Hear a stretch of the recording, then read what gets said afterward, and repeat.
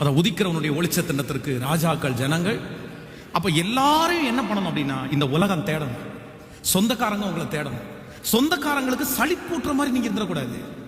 எப்படா இவன் போவான், இவன் வராம இருந்தா பரவாயில்லையே, இவன் போன் பண்ணாம இருந்தா பரவாயில்லையே, ஐயோ போன் பண்றான், இந்த வாரம் வந்து டேரா போட்ட போறான், அவன் வந்து நம்மகிட்ட அப்படி பேசிட போறான் அப்படின்னு அவங்க நினைக்கிற அளவுக்கு வச்சுக்கூடாது.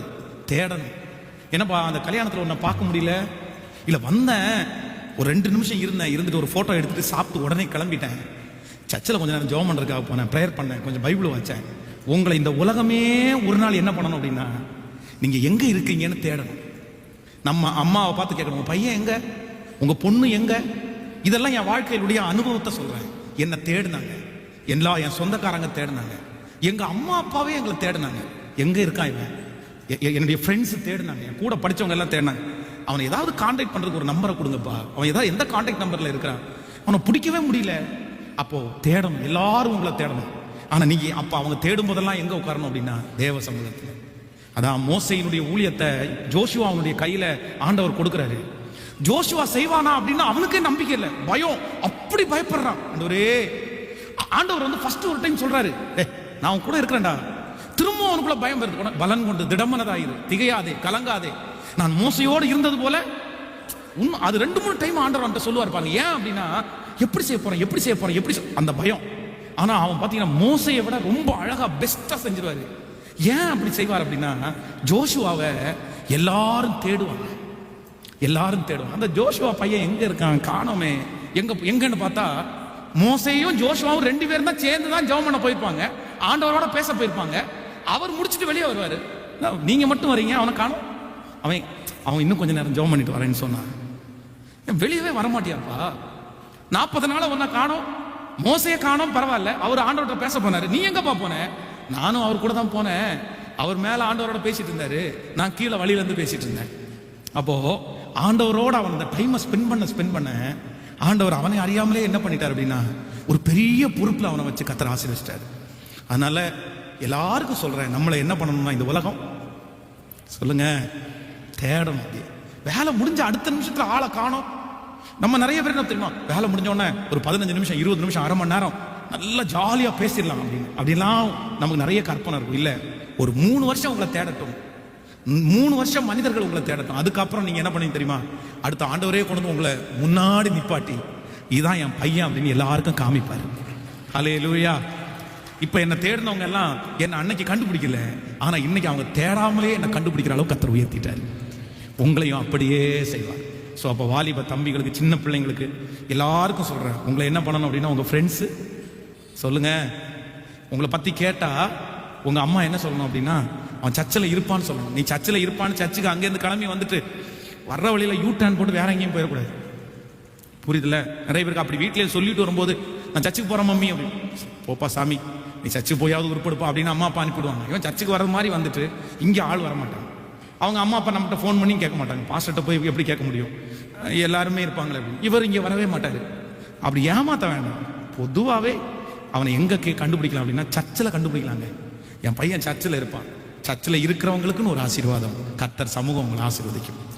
வாலிப தம்பிங்க தங்கச்சிங்க கை தூக்குங்க பார்க்கலாம். எல்லாருமே 14 வயசுக்கு மேலே இருக்கிறவங்க எல்லாம் கை தூக்குங்க. 14 இயர்ஸ். உங்கள் எல்லாரும் என்ன பண்ணணும்னா உங்கள் உலகம், உங்கள் அம்மா அப்பா என்ன பண்ணணும், சாப்பாடு ஆக்கி வச்சுட்டு ஏய் எங்கடா இருக்க தேடணும். நீங்க தேடும் போது நீங்க எங்க இருக்கணும், தேடும் போது கிச்சன்ல இருக்கணுமா, தேடும் போது கர்த்தர் சமூகத்தில் இருக்கணும். அவன் ஜெபம் பண்ணிட்டு இருக்கான், உங்க சத்தம் ஜெப சத்தம் கேட்கணும். ஹே டிஸ்டர்ப் பண்ணாத, அவன் ஜெபம் பண்ணிட்டு இருக்கிறான் அப்படின்னு. நம்மளை வந்து பாத்ரூம்ல தேடிடக்கூடாது. அவன் எங்கேயாவது போனை வச்சு நோண்டிட்டு உட்காந்துருப்பான், மொட்டை மாடியில போய் பாருங்க, அவன் பாரு போன்ல தான் உட்காந்துருப்பான், நீ போன்ல போய் பாரு, டிவியில இருப்பான், டிவி ஆன்ல இருக்கா, அவன் அங்கதான் உட்காந்து அப்படின்னு நம்மை குறித்து ஒரு பேர் சொல்லிடக்கூடாது. அப்படிப்பட்ட ஒரு வாழ்க்கை வாழுங்க. உங்க எதிர்காலமே நீங்க நினைக்கிறத விட பல மடங்கு அதிகமா இருக்கும். இன்னைக்கு வந்து மோசையை குறித்து, மோசையினுடைய மனைவி சிப்போராள் அவர்களை குறித்து ஒரு 3 காரியத்தை ஆண்டவர் என்னுடைய இருதயத்திலே வந்தார். ரொம்ப வேகமா உங்களுக்கு சொல்லி உங்களுக்கு ஜெபித்து முடிக்க போறேன். உலகத்திலேயே ஆண்டவர் வந்து இஸ்ரவேல் ஜனங்களை நடத்தும் போது ஒரு மிகப்பெரிய ஒரு லீடராக ஆண்டவர் வந்து மோசே என்கிற ஒரு மனுஷனை ஆண்டவர் வந்து உருவாக்குகிறார். இவனுடைய பிறப்பை குறித்து வேதத்தில் வாசித்து பார்ப்பீர்கள். ஆனால் இந்த மோசையினுடைய பிறப்பு வந்து ரொம்ப ஒரு வித்தியாசமான பிறப்பு.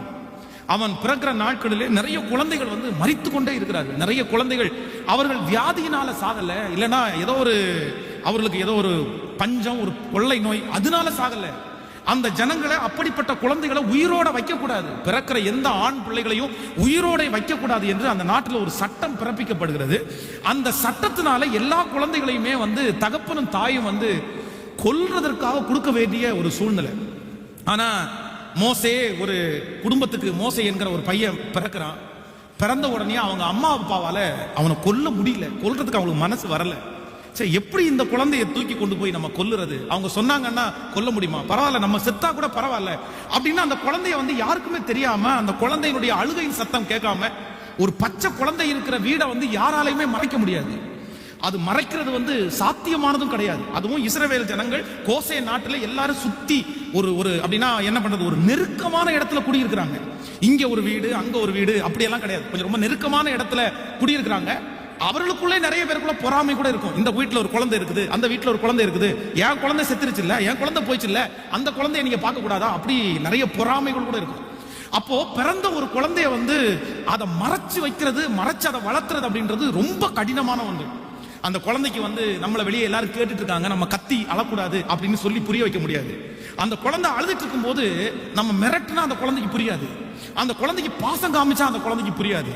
பக்கத்துல எல்லாரும் பாக்குறாங்க, கொஞ்சம் சத்தம் கொஞ்சம் கம்மியா அழுது அப்படின்னு சொன்னா கூட அந்த குழந்தை கேட்காது. இல்ல ரொம்ப சத்தமா அழுது அதனுடைய வாயை போய் பொத்தலாம் அப்படின்னு சொன்னா குழந்தையினுடைய மூச்சு ரொம்ப சின்ன மூச்சு, அந்த குழந்தையினுடைய மூச்சு தாங்காது. இப்படி ரொம்ப நெருக்கம்.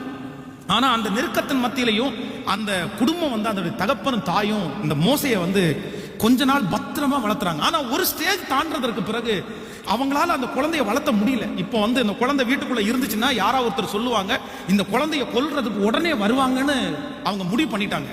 ஒரு நாணல் பெட்டி எடுத்து அந்த பெட்டிக்குள்ள அந்த குழந்தைய வச்சு சுத்தி நல்ல கீழ் பூசி, சரி இந்த குழந்தைய எப்படியாவது கடவுள் தான் காப்பாற்றணும் அப்படின்னு சொல்லி எல்லா குழந்தைகளும் வெறுமனையே அந்த நதியில போடப்படுறாங்க. ஆனா இந்த குழந்தைக்கு மட்டும் ஒரு நல்ல நாணல் பெட்டி என்கிற ஒரு பாதுகாப்புக்குள்ள வச்சு அவங்க அப்படியே தள்ளி விடுறாங்க. இப்போ அந்த குழந்தைக்கு என்ன சம்பவிக்கும்?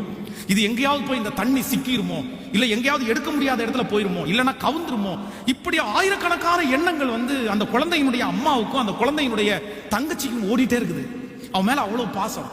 ஆனா ஒரு மிகப்பெரிய ஆச்சரியம் என்னன்னா, ஆண்டவருடைய ஒரு பெரிய திட்டம், ஆண்டவருடைய ஒரு பெரிய வழி நடத்துதல் இந்த மோசைக்கு மேல இருந்ததுனால கரெக்டா அந்த நேரத்துல தான் பார்வோனுடைய குமாரத்திகளும் அவங்களுடைய நிறைய அசிஸ்டன்ட் நிறைய பேர் குளிக்கிறதுக்காக அந்த இடத்துல வர்றாங்க.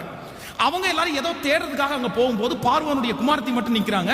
அவங்களுடைய கண்ணுக்குள்ள ஒரு பெட்டி அவங்க கண்ணுல கரெக்டா படுது. உடனே ஒருத்தரை கூப்பிட்டு அந்த பெட்டியை எடுத்துட்டு வா, என்னன்னு பார்க்கலாம் அப்படின்னு திறந்து பார்த்தா ஒரு அழகான ஒரு ஆண் குழந்தை உள்ள இருக்குது. ஆனா அந்த அழகான ஆண் குழந்தை அது எபிரேய குழந்தைன்னு கண்டுபிடிக்கிற அளவுக்கு அங்க ஒரு அடையாளமும் வைக்கப்பட்டிருக்குது.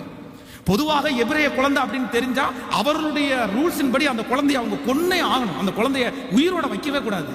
ஆனா இந்த இந்த பொண்ணு இவங்களுக்கு அந்த குழந்தை மேல ஒரு இரக்கம் வருது. அந்த இரக்கத்தை யார் கொடுத்தாருன்னா கர்த்தரே கொடுத்தாரு. உங்களை காப்பாற்றணும்னு ஆண்டவர் சித்தம் வச்சிருந்தாருன்னா, ஆண்டவருக்கு எந்த இடத்துல இரக்கம் இல்லையோ அந்த இடத்துல உங்க ஒரே ஒருத்தருக்கு மேல மட்டும் கர்த்தர் இரக்கத்தை பாராட்டுவார். அதுதான் நம்முடைய கர்த்தர். தாவீதை குறித்து வேதம் சொல்கிறது, அங்க இருக்கிற அத்தனை பேருக்கும் அவன் மேல இரக்கம் இல்லை, அவனை கொல்லணும்னு நிக்கிறாங்க. இல்ல அவன் ஆபத்தானவன், நம்முடைய தேசத்துல இருக்கிற கோலியாத்தை கொன்னுட்டான் இல்ல, அதனால நம்ம எவ்வளவு கஷ்டப்பட்டோம்னு உங்களுக்கு தெரியாதா, நீங்க ஏன் இன்னும் அவனை நம்புறீங்க அப்படின்னு அந்த ராஜாவுடைய உடன் ஆட்கள் எல்லாரும் கத்துறாங்க. ஆனா அந்த நேரத்துல ராஜா மட்டும் சொல்றாரு, டேய் அவன் ரொம்ப நல்லவன்ப்பா, இது வரைக்கும் என் கூட பழகி இருக்கிறான், அவன்கிட்ட ஒரு தப்பு கூட நான் கண்டுபிடிக்கல. அப்ப நான் நம்புறேன் எல்லாருடைய மனதும் எல்லாருடைய வார்த்தைகளும் உங்களுக்கு விரோதமாய் உங்களை குற்றப்படுத்தினாலும் உங்களை அழிக்கிறதுக்கு சொன்னாலும் ஆண்டவர் மட்டும் உங்க கூட இருப்பாரே. ஆனால் நான் நம்புறேன் எல்லாருடைய கண்களை விட அங்க இருக்கிற முக்கியமான ஒரு நபருடைய கண்கள்ல உங்களுக்கு தயவு கிடைக்கும். அந்த ஒரே ஒரு தயவின் மூலமாய் நீங்க அப்படியே புடிச்சு அந்த வெற்றியை அடைவீர்கள். ஆமென். அதான் யோசேப்பை குறித்து வேதம் சொல்கிறது, எல்லாருக்கும் அவன் மேல பொறாமை, எல்லாருக்கும் அவன் மேல இரக்கம் காமிக்கிறதுக்கு ஆளே இல்லை. இப்போ அவன் மேல இரக்கமே இல்லாம அவன் தூக்கி சிறைச்சாலைக்குள்ள போட்டாங்க. இத்தனை நாள் உதவி செஞ்சானே, இத்தனை நாள் நமக்கு சப்போர்ட் பண்ணானே, அந்த மனுஷனுக்கு அந்த இரக்கமே வரல. இவ்வளவு நாள் உண்மையா இருந்த பையன் ஒரே நாள்ல இவ்வளவு பெரிய பாவத்தை அவன் செய்வானா? அவன் தப்பு செய்யறதுக்கு வாய்ப்பே இல்லையே. அந்த மாதிரி எதுவுமே போத்திபார் யோசிக்கவே இல்லை. போத்திபாருக்கு அவருடைய மனைவி சொன்ன உடனே அவனுக்கு அப்படியே ரொம்ப கோபம் வருது. என் வீட்டிலே இப்படி பண்ணிட்டியா, என்னட்ட இப்படி பண்ண ஆரம்பிச்சிட்டியா, அவனை தூக்கி ஜெயில போடுங்க அப்படின்னு ஜெயில போடுறாங்க. ஆனா வேதம் சொல்லுது, அவன் சிறைச்சாலைக்கு போகும்போது சிறைச்சாலையினுடைய தலைவனுடைய கண்களில் யோசேப்புக்கு கர்த்தர் இரக்கத்தை கொடுக்கிறதுக்கு கர்த்தர் ஆரம்பித்தார். அதனால சிறைச்சாலை அனுபவம் கூட அவனுக்கு எப்படி இருந்துச்சுன்னா லகுவாய் கர்த்தர் மாற்றினார். ஆமேன் சொல்லுங்கள். அப்போ ஆண்டவர் எல்லா இடங்களிலும் நம்மளை என்ன பண்ணுவார்னா கர்த்தர் இரக்கத்தை காண்பிக்கிறதுக்கு ஆட்களை வைப்பார். இப்போ அந்த பார்வோனுடைய அந்த மகளுக்கு அந்த குழந்தை மேல ஒரு இரக்கம் வருது. அந்த குழந்தைக்கு இரக்கம் பாராட்டக்கூடாது. அந்த குழந்தை அந்நிய நாட்டு குழந்தை, அந்த குழந்தை சாகணும்.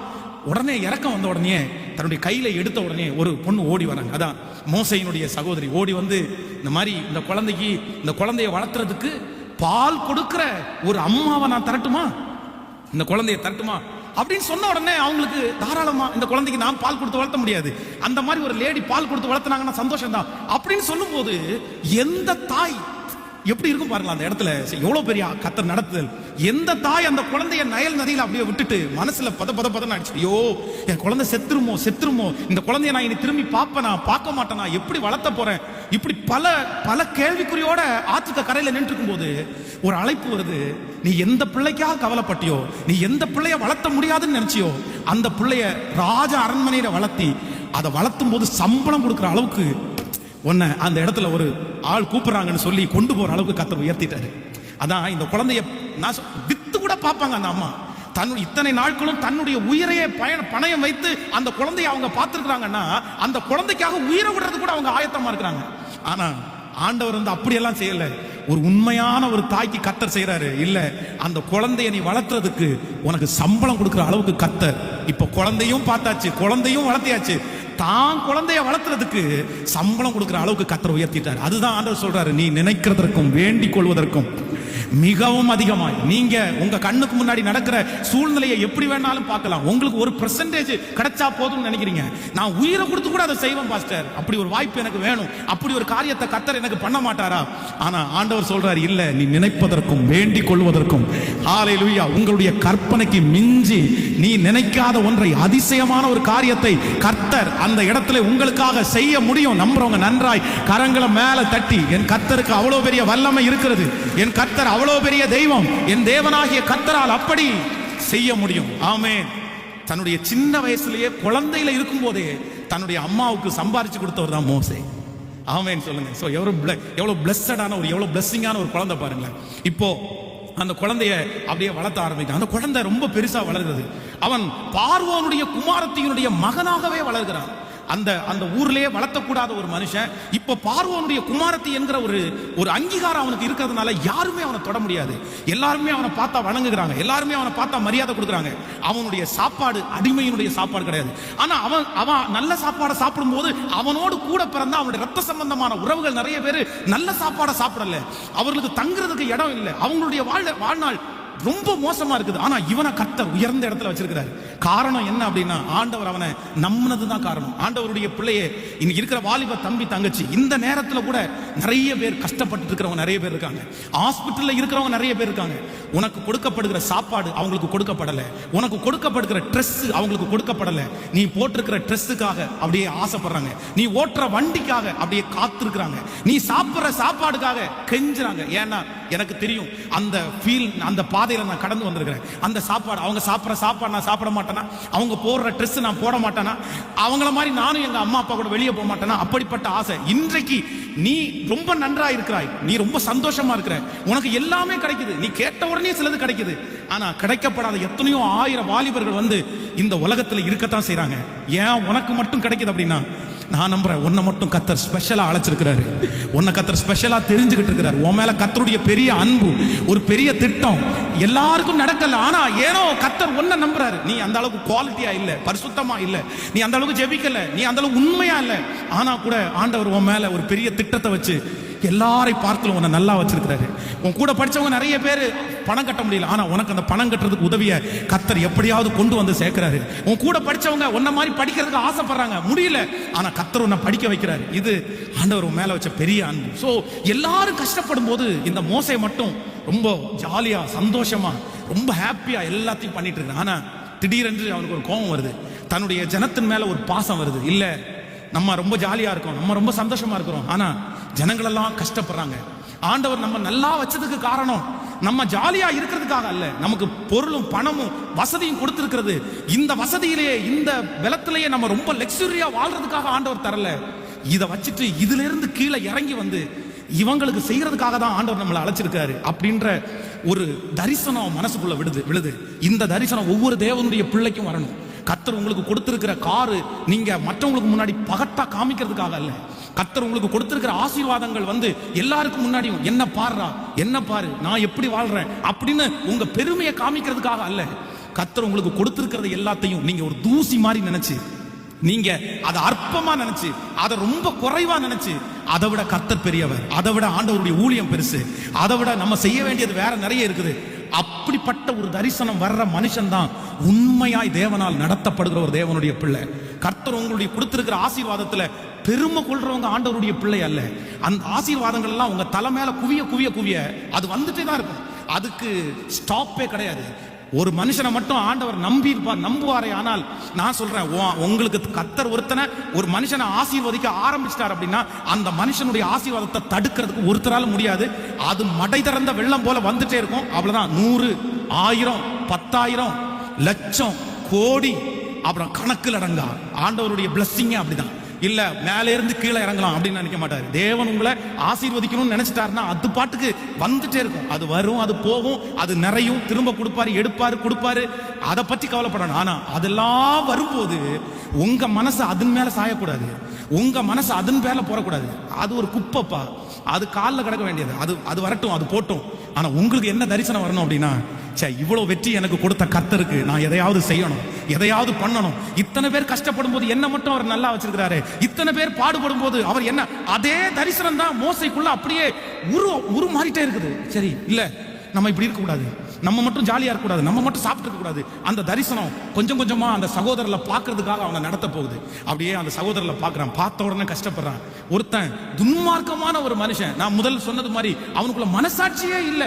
ஒரு எபிரேயனை அப்படியே அடிச்சிட்டு இருக்கிறான், கேட்கறதுக்கு யாருமே இல்லைன்னு சொல்லி ரொம்ப துன்புறுத்துகிறான். யாருமே அவனை வந்து கேட்கல. ஏன் அவனை அடிக்கிற, எதுக்காக அவன் அடிக்கிற, அவன் என்ன தப்பு பண்ணான் அப்படின்னு அந்த கூட்டத்துல கேட்கறதுக்கு யாரும் இல்லை. ஏன்னா அப்படி யாராவது ஒருத்தர் கேட்க வந்தா அவனையும் இவங்க அடிச்சு கொன்றுவாங்க. அப்படி அநியாயக்காரர்களால் அந்த குடும்பம், அந்த தேசம் நிறைஞ்சிருக்கிறது. ஆனா இவனுக்கு தாங்க முடியல. இல்ல நம்ம கேட்காம வேற யாரு கேட்பா? எழும்புறான், கோவம் வந்துச்சு. அந்த எகிப்தியனை ஒரே அடியை அடிச்சு கொன்னு மணல்ல புதைச்சிருவான். ஆனா கர்த்தருடைய சித்தத்தை, கர்த்தருடைய தரிசனத்தை நம்முடைய கோபத்தினால உண்டு பண்ண முடியாது, நம்முடைய அராஜகத்தினால உண்டு பண்ண முடியாது, நம்முடைய திறமையினால உண்டு பண்ண முடியாது, நமக்கு இருக்கிற பலத்தினால கர்த்தருடைய ராஜ்யத்தை கொண்டு வர முடியாது, ரட்சிப்பை கொண்டு வர முடியாது. அந்த மாதிரி ஆசைப்படவே ஆசைப்படாதீங்க.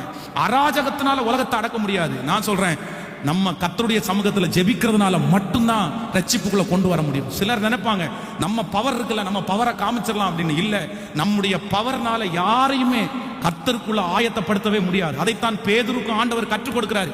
நீ என் மேல அன்பு வச்சிருக்கிறது உண்மைதான்ப்பா, என்ன நேசிக்கிறது நீ உண்மைதான், ஆனா பட்டயத்தினால நீ ரட்சிக்க முடியாதுப்பா. பட்டயத்தை எடுத்து அவன் காதை வெட்டின உடனே ரட்சிப்பு வந்துடாதுப்பா. பட்டயத்தை எடுக்கிறவன் பட்டயத்தாலே மடிவான். உன்னுடைய யுத்தம் மாமிசத்தோட அல்ல, உன்னுடைய யுத்தம் பட்டயத்தை வைத்து அல்ல, உன்னுடைய யுத்தம் உன்னுடைய பலத்தை வைத்து அல்ல. உன் பலத்தை வச்சு எதுவுமே சாதிக்க முடியாது அப்படின்றத இன்னும் கொஞ்ச நேரத்துக்குள்ளேயே ஆண்டவர் மோசைக்கு காமிக்கிறாரு. இவங்களுக்குள்ள சண்டையை முடிச்சிட்டு கொஞ்ச தூரம் போகும்போது அங்க எபிரேயர்கள் 2 பேரு அவங்களுக்குள்ள ஒற்றுமையா இருக்க வேண்டியவங்களே சண்டை போட்டுட்டு இருக்காங்க. உடனே இவனுக்கு ரொம்ப கோவம் வருது. என்னப்பா, அவன் தான் உன்னை அடிச்சான், பரவாயில்ல, நீங்களே ஒருத்தருக்கு ஒருத்தர் மாறி மாறி இப்படி அடிச்சிட்டு இருக்கீங்களே. கேட்க போன உடனே அவன் சொல்றான், உன்னை பத்தி எனக்கு தெரியாதா, நேற்றைக்கு ஒருத்தனை கொண்டுட்டல, இன்னைக்கும் எங்களை கொல்ல பாக்குறீங்களா? பாத்தீங்களா, யாருக்காக நின்னானோ அவங்களே இவனை வெறுக்கிறாங்க. ஊழியன்றது அப்படிதாங்க. யாருக்காக நம்ம தரப்புல நிக்கிறோமோ, யாருக்காக அழுறோமோ, யாருக்காக கஷ்டப்படுறோமோ அவங்க தான் வந்து குறுக்க நின்று இருப்பாங்க. நம்மளால தான் ஆசீர்வதிக்கப்பட்டிருப்பாங்க, நம்ம தான் ஜெபம் பண்ணி காப்பாத்திருப்போம், நம்ம தான் அவங்கள நல்வழிப்படுத்திருப்போம், நம்ம தான் ஜீவன் போக அவங்களுக்காக கத்திருப்போம். ஆனா எல்லாத்தையும் மறந்துட்டு கடைசியில வந்து நீ யாரு பெரிய ஆளா அப்படின்னு சொல்லி வந்து நிக்கிற மாதிரி. அப்படிதான் ஜனங்களுடைய கேரக்டர். நம்ம நிறைய பேர் பாதிக்கப்படுவது நம்ம அன்பு செலுத்தாதவரிடத்துல நம்ம பாதிக்கப்படுவதில்லை. நீங்க யாரை நேசிக்கிறீங்களோ அவங்க தான் உங்களை ரொம்ப காயப்படுத்துவாங்க. நீங்க யாருக்காக ரொம்ப இறங்கி போறீங்களோ அவங்க தான் உங்களை கஷ்டப்படுத்துவாங்க. நீங்க யாருக்காக சாப்பிடாம இருக்கிறீங்களோ, நீங்க யாருக்காக பரிதபிக்கிறீங்களோ அவங்க தான் உங்களுக்கு விரோதமா எழும்புவாங்க.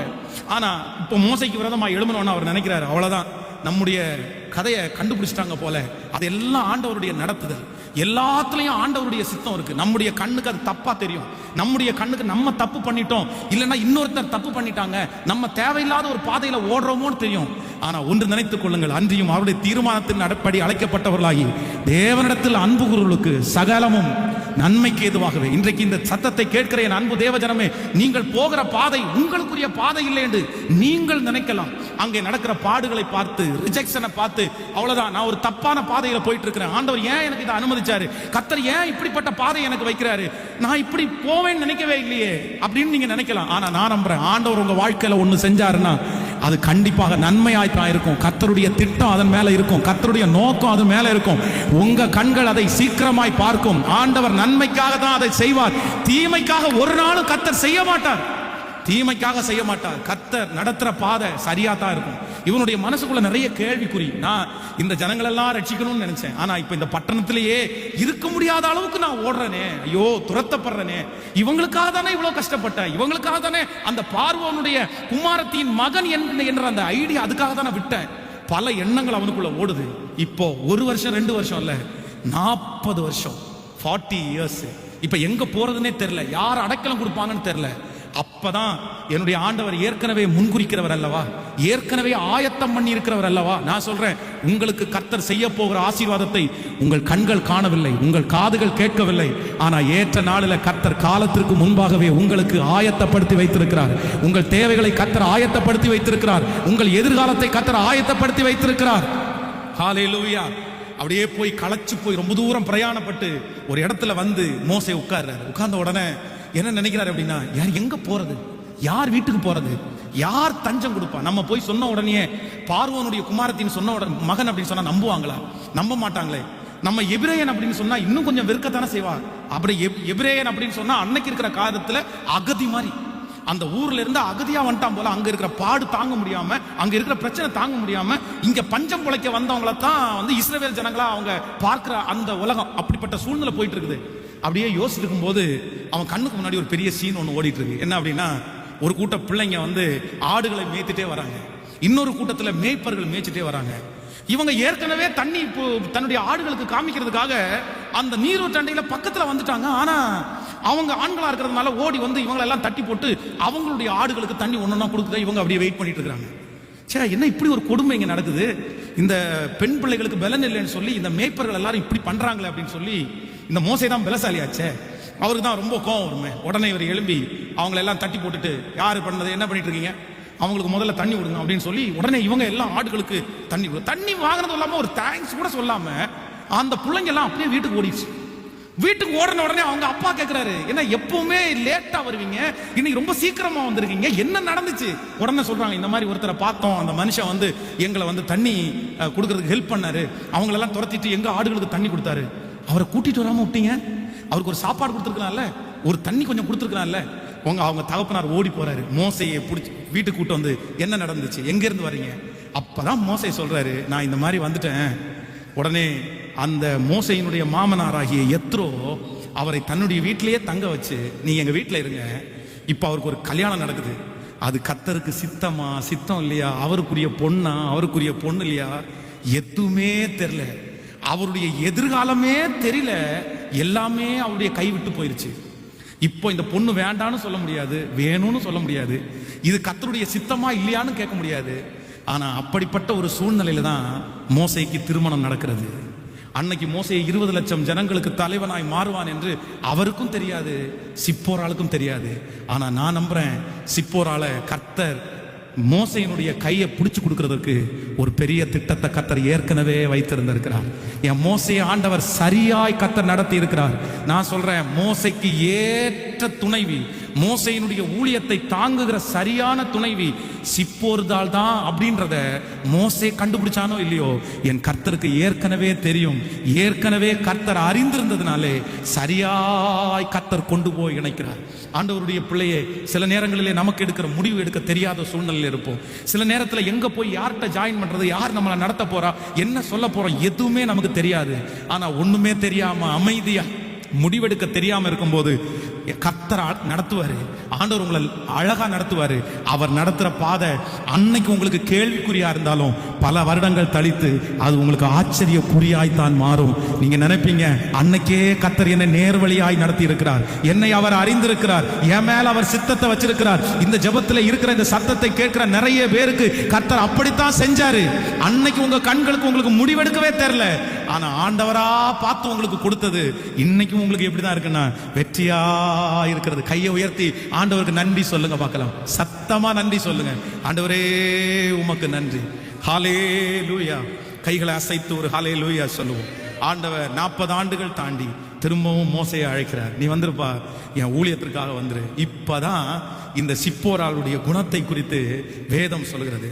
வேதத்திலே நிறைய பெண்களை குறித்து வேதம் சொன்னாலும் நிறைய பெண்களுக்கு நிறைய வசனங்கள் பயன்படுத்தப்பட்டிருக்கிறது. ஆனா இந்த சிப்போராளுக்கு வெறும் ஒரு சில வசனங்கள் மட்டும்தான் இந்த சிப்போராளை குறித்து சொல்லப்படுகிறது. ஆனா நான் நம்புறேன், வேதத்திலே இருக்கிற ஒரு மிகப்பெரிய வெற்றியாளன், ஒரு மிகப்பெரிய தலைவனுக்கு ஏற்ற ஒரு துணைவியாய் இந்த சிப்போராள் இருந்தார். இந்த சிப்போராளிடத்திலே கற்றுக்கொள்ள வேண்டிய பாடம் இந்த சபையில இருக்கிற வெறும் பெண்களுக்கு மட்டுமல்ல, நம்ம எல்லாருக்குமே இருக்கிறது. உலகம் சொல்லும், ஒரு வெற்றி உள்ள தலைவனுக்கு பின்னாடி ஒரு பொண்ணு எப்பவும் இருப்பாங்க அப்படின்னு சொல்லுவாங்க. ஒரு தலைவன் வெற்றி அடைகிறான்னா அவங்களுக்கு பின்னாடி ஒரு பொண்ணு இருப்பாங்க. அவங்களுக்கு அமைகிற பொண்ணு மட்டும் சரியா அமையல அப்படின்னா அவர்கள் எவ்வளவு பெரிய தலைவர்களா இருந்தாலும் எவ்வளவு பெரிய தாளந்துள்ளவர்களா இருந்தாலும் அவர்களால் இந்த உலகத்துல வெற்றியை அடைய முடியாது அப்படின்னு உலகம் சொல்லும். ஆனா அதே மாதிரி தான் வேதத்திலையும் நீங்கள் சாலோமனை குறித்து வேதத்தில் வாசிக்கும் போது வேதம் சொல்லுது, அவருக்கு சரியான மனைவி அமையல, அவருடைய மனைவிகள் அவரை ஆண்டவரை விட்டு வழி விலகி போக பண்ணினார்கள். இப்படி தவறான நிறைய மனைவிகளுடைய உதாரணம் கூட பைபிள்ல சொல்லப்பட்டிருக்கிறது. அதன் மத்தியிலே இந்த சிப்போராள் ஒரு நல்ல ஒரு மனைவியாக, நல்ல ஒரு மகளாக, நல்ல ஒரு பெண்ணாக இந்த உலகத்திலே அநேக பாடங்களை நமக்கு கற்றுக் கொடுக்கிறார்.